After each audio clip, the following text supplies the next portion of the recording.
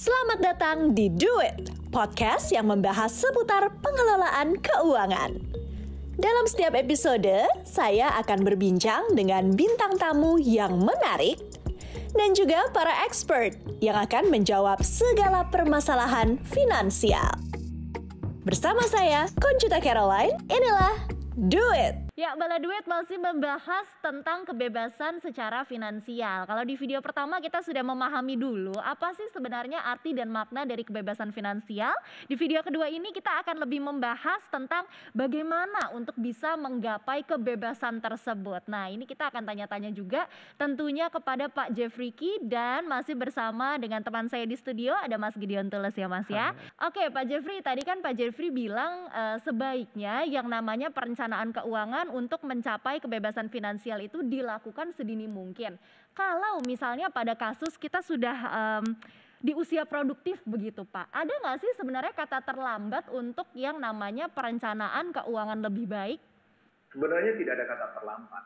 Lebih baik terlambat daripada tidak. Itu jelas. Karena kalau kita tidak mulai, tidak akan tercapai. Lebih baik kita terlambat sedikit, tetapi kita bisa mencapainya. Memang sebaiknya dilakukan sejak dini. Tapi kalau kita sudah melewati masa itu, sekarang merupakan waktu terbaik untuk melakukan itu. Jadi mulailah dengan mengatur keuangan kita, ya, kemudian mengelola keuangan kita, mana pos-pos yang harus kita keluarkan, mana pos-pos yang bisa kita hemat, mana yang kebutuhan, mana yang keinginan. Lalu jangan lupa alokasikan untuk proteksi. Kita seringkali merasa bahwa semuanya berjalan seperti apa yang kita kehendaki. Tetapi dalam momen-momen kehidupan kita selalu ada risk yang bisa menyentuh dan menyapa kita. Nah, pada saat itu biasanya kita perlu sejumlah uang besar. Oleh karena itu, saya sarankan untuk mempercepat dan memastikan kita mencapai kebebasan finansial, jangan lupa kita harus punya proteksi juga. Oh, oke. Berarti sebenarnya nggak ada kata terlambat ya? Iya. Kalau Mas Tulus sekarang usianya berapa kalau boleh tahu? 22 tahun. Wah, masih muda, Masih memang muda, 22 ya. Iya. Ada yang mau ditanyain nggak sama Pak Jeffrey nih, mungkin kiat-kiatnya, karena kan di usia muda tentunya masih banyak hal-hal yang ingin kita beli dengan uang sendiri gitu kan ya? Itu gimana tuh Pak? Kalau misalkan saya masih muda, 22 tahun tuh. Itu kan berarti kan buat ke usia yang produktif banget itu masih lama ya Kak. Itu cara pinternya, cara cerdasnya buat ngelola uang tuh gimana gitu? Betul. Bersyukurlah kita sejak dari muda itu sudah punya income. Karena banyak orang mungkin seusia begitu itu masih belum punya income dan mungkin sedang mencari-cari untuk bisa mendapatkan pekerjaan untuk mendapatkan income. Apa yang harus kita lakukan sejak dini? Ini yang paling penting. Ketika kita masih muda mendapatkan income, biasanya kita tidak berpikir untuk perencanaan jangka panjang. Tadi dikatakan kita dapat income, kita buat untuk mentraktir teman-teman. Kita belanja barang-barang konsumtif. Kita ingin orang lihat bahwa kita ini memakai barang-barang bagus. Jadi saran saya, ketika kita sudah punya income, miliki perencanaan keuangan dengan mencatat pengeluaran-pengeluaran kita. Karena pada akhirnya kita sadari bahwa banyak pengeluaran itu ternyata tidak penting. Pengeluaran-pengeluaran penting itu ternyata hanya sedikit. Banyak kita belanjakan uang untuk hal-hal yang tidak penting. Kemudian dalam kondisi sekarang ini semua orang dengan mudah bisa menjadi pemilik barang dalam waktu singkat walaupun uangnya nggak cukup. Ya, melalui kredit konsumsi kita bisa memiliki barang-barang. Kita harus batasi diri untuk tidak terlibat dalam euforia berlebihan untuk membeli barang-barang konsumtif. Kita boleh menggunakan kartu kredit, tetapi pastikan kartu kredit itu sebagai alat bayar, bukan sebagai alat untuk mendapatkan dana talangan. Karena kartu kredit itu bisa membeli kita juga kalau kita tidak kelola dengan baik. Tadi saya katakan juga punyalah proteksi atau asuransi, karena itu benar-benar melindungi kita dan juga keluarga terhadap risiko kehidupan. Dan risiko kita untuk kehilangan uang dalam jumlah besar kalau terjadi risiko sesuatu pada kita. Misalnya nih, kita masih muda, kita kumpulkan uang, tapi kita tidak tahu kapan kita sakit. Begitu kita sakit dan kita tidak punya proteksi, uang itu akan habis saja untuk berobat. Kita mulai dari nol lagi loh, kayak isi bensin ya. Mulai dari nol ya. Kapan kita mau mencapai kebebasan finansial? Dan jangan lupa, Kalau kita hanya menabung saja, maka kita tidak akan bisa mencapai tujuan kebebasan finansial. Yang harus kita lakukan adalah berinvestasi. Investasi sekarang juga sudah mudah dan banyak sekali jenisnya. Yang perlu kita ketahui adalah kita harus pelajari investasi itu sesuai dengan profil riset kita. Kalau kita orang agresif, tidak ada salahnya kita berinvestasi ke instrumen yang juga agresif, misalnya saham. Kalau kita orang yang lebih konservatif, kita investasi ke instrumen yang lebih konservatif, misalnya melalui obligasi. Jadi banyak sekali yang bisa kita lakukan, tapi investasi merupakan salah satu yang bisa kita lakukan untuk tujuan yang lebih besar di masa akan datang. Baik, berarti ini ada poin-poin yang harus dicatat juga nih oleh Bala Duit ya. Menekan gaya hidup tuh salah satunya kan. Self reward tuh dikurang-kurangin. Betul, jadi self reward itu jangan setiap hari. Setiap dapat uang self reward itu mah. Harus lebih dikontrol nih, seenggaknya mungkin ya 2 bulan sekali lah gitu self reward ya. Terus harus ada investasi. Nah investasi ini juga tadi kalau kita lihat penyampaian Pak Jeffrey ada dua ya. Investasi yang bisa menghasilkan dan investasi kepada diri sendiri dalam bentuk proteksi kesehatan. Jangan salah loh, jangan mentang-mentang masih muda kemudian kita mengabaikan tubuh kita nggak pernah tahu ya tiba-tiba ada pandemi salah satunya, kemudian ada wabah dan kita terkena penyakit, harus punya proteksi terhadap kesehatan. Sudah punya asuransi belum Mas Tulus? Ya asuransi yang disuruh pemerintah aja paling. Oh iya. Oh iya itu juga salah satu bentuk asuransi sih ya. Tapi seenggaknya sudah ada kesadaran diri untuk melek asuransi kan berarti. Betul, nah ini juga semoga Bala Duit bisa melakukan hal yang sama ya. Tadi sudah banyak sekali tuh poin-poin, ini bisa dikatakan malah sebenarnya tips-tips untuk bisa mencapai kebebasan finansial sejak usia dini berdasarkan pengalaman dari Pak Jeffrey begitu. Pak Jeffrey mungkin ada yang mau ditambahkan atau mau disampaikan nggak sih kepada generasi muda kita yang sekarang mungkin masih skeptis kalau bicara mengenai kebebasan finansial. Adakah kalimat ajakan yang ingin disampaikan supaya kita lebih semangat lagi nih untuk berjuang sama-sama dan merealisasikan kebebasan finansial itu sendiri? Saran saya yang pertama, saya ada 2 saran. Saran pertama adalah kita harus menekan rasa ingin kita untuk memuaskan diri. Karena apa? Dengan menunda kepuasan, biasanya hasilnya lebih baik. Tadi dikatakan kita punya uang, kita selalu memberikan penghargaan pada diri kita belanja dengan barang-barang. Salah? Tidak salah. Tapi kalau itu bisa kita tunda, maka hasilnya akan lebih besar di masa akan datang. Jadi yang pertama, tunda kesenangan.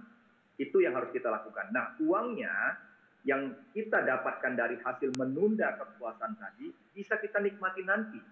Dan uang itu tentunya nanti pada akhirnya juga bisa membuat kita mempersiapkan diri untuk kebebasan finansial.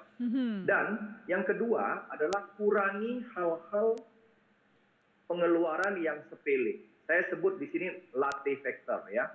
Orang merasa bahwa ini kecil lah, nggak apa-apa, kecil lah, nggak apa-apa. Tapi kecil dikumpulkan banyak loh.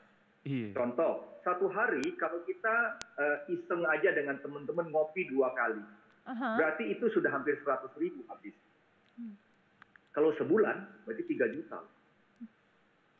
Kita nggak kelihatan 100.000-nya kan? Tapi 3 jutanya kan terasa. Bayangkan kalau setahun berarti 36 juta. Itu saya sebut dengan latte factor. Faktor kecil-kecil lah. Jadi ini juga perlu kita perhatikan. Jangan karena sepele lah, kecil lah, terus kita mengecilkan artinya tersebut. Tidak. Dan yang paling penting adalah, kan kita ini berharap normal ya. Kita kerjakan dengan menampilkan performa terbaik. Kalau kita menampilkan performa terbaik, kerja kita bagus, kan kita naik gaji nih. Kita promosi, betul nggak? Nah, yang sering salah dalam kehidupan anak muda nih terutama, ketika gaji naik, ketika promosi yang berarti income lebih tinggi, maka gaya hidupnya juga ikut naik. Yang awalnya pakai bus, sekarang mau pakai motor. Awalnya beli motor yang harga 2 juta. Begitu naik posisi, mau beli motor harga 40 juta. Nanti sudah naik lagi, mau beli motor yang harganya lebih mahal lagi. Atau beli mobil. Dan mobil pun tingkatan terus kan. Nah ini juga merupakan salah satu hambat kita untuk mencapai tujuan keuangan jangka panjang. Jadi kita harus perhatikan itu. Dan satu hal mungkin yang bisa dilakukan anak muda, yang untuk mempercepat nih bagaimana Anda mencapai kebebasan finansial. Tadi saya katakan Anda juga bisa memperbanyak sumber income. Salah satunya Anda bisa manfaatkan weekend Anda. Weekend Anda bisa diisi dengan hal produktif yang bisa menghasilkan. Atau Anda juga punya waktu celah, ya, di mana waktu Anda itu bisa digunakan untuk hal-hal lain. Salah satu contohnya yang bisa Anda lakukan di sela-sela daripada pekerjaan Anda itu adalah menjadi agen asuransi. Itu juga bisa jadi pilihan. Anda bisa melakukannya sambilan.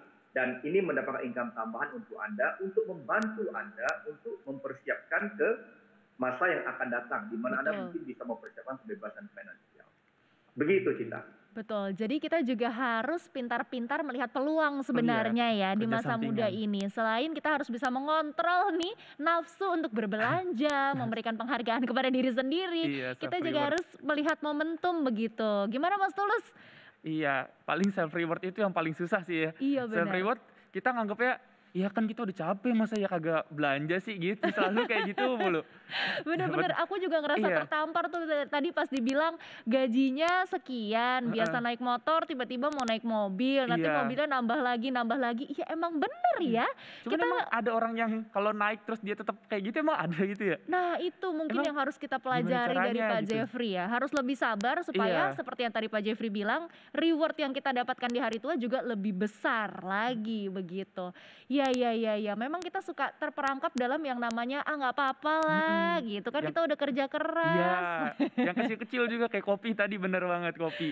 Iya, merasa tertampar deh pasti ya semua bala duit tadi mendengar pemaparan dari Pak Jeffrey. Tapi nggak apa-apa, memang disinilah kita waktunya untuk belajar bersama-sama mengkoreksi apa sih kesalahan kita dalam mengatur keuangan. Karena kok kayaknya agak sulit ya untuk bisa mencapai kebebasan finansial. Eits, bukan sulit, harus ada keinginannya dulu begitu. Nah Mas Tulus sebagai perwakilan dari generasi muda nih, ada nggak sih yang mau disampaikan kepada teman-teman bala duit yang sekarang juga sedang mengejar mimpi yang sama, ingin bebas secara finansial? Ya kalau bisa sih ya kurang-kurangin aja tuh self reward. Jangan sering lihat sosmed orang-orang kemana-mana beli apa pengen gitu, selalu kayak gitu sih. Healing kurangin lah, kebanyakan healing kan biasanya. Betul. Sekarang lagi zaman healing Kak. Iya, kerja dikit tapi jalan-jalannya kebanyakan gitu. Oh gitu. Iya. Oh iya. Jadi habis kerja 2 bulan gitu, terus dia liburannya juga 2 bulan gitu. Iya, bilangnya healing. Oke, jadi sebenarnya adalah kita harus membuat keputusan yang lebih matang begitu ya dalam kehidupan sehari-hari. Oke. Nah gimana bala duit, sudah menarik sekali ya pembahasan kita hari ini. Pokoknya kami mendoakan juga semoga harapan untuk mencapai kebebasan finansial itu bisa terrealisasikan. Semoga Mas Tulus juga sepulang dari sini mendapat pelajaran-pelajaran berharga nih dari Pak Jeffrey. Kira langsung bebas finansial. Oh ya, amin. Itu juga amin. Tapi harus ada prosesnya dong. Harus ada proses. Tapi sebelumnya saya juga mau mengucapkan terima kasih banyak ya Pak Jeffrey untuk pengetahuan yang sudah dibagikan hari ini. Menarik sekali pembahasan kita. Sama-sama, semoga berguna. Iya Pak, semoga kita juga bisa bertemu lagi di episode-episode berikutnya, di video-video berikutnya ya. Terima kasih Mas Tulus juga. Terima kasih Kak Cita. Menarik sekali pendapatnya, sangat mewakili generasi muda Indonesia sekarang ini ya. Iya. Baiklah, kalau begitu bala duit, tidak terasa nih waktu kami sudah habis. Sudah waktunya kami untuk berpisah dengan kalian. Tapi tenang aja, buat yang masih punya topik pembahasan tentang keuangan, ingin ditanyakan kepada para pakarnya dan ingin dibahas di duit, bisa banget. Silahkan kirimkan saja request atau pertanyaan yang ingin kalian bahas melalui Twitter dan Instagram kami di @duit_metrotv. Sekali lagi @duit_metrotv. Dan setelah nonton video ini jangan lupa juga diklik tombol like-nya, sebarkan video ini sebanyak-banyaknya ke teman-teman kalian, dan subscribe ke YouTube channel dari Manulife Indonesia. Akhir kata, saya Coach Caroline pamit. Sampai jumpa. Dipersembahkan oleh